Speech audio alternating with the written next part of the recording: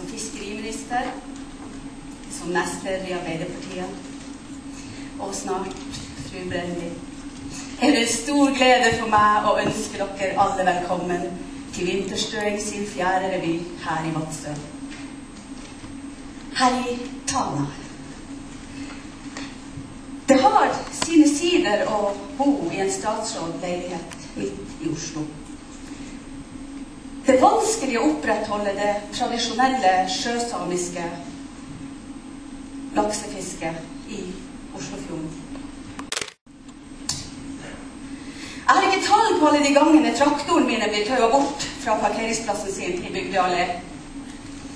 For ikke å snakke om de utfordringene det medfører å sanke sauene inn på høsten når man bor i 5. etasje. Arbeiderpartiet skal vinne valget i 2009. Men for å klare det trenger vi dere. For det er dere som er motoren i organisasjonen vår.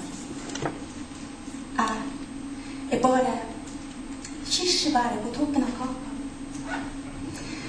Det er dere som er sukkergrøt.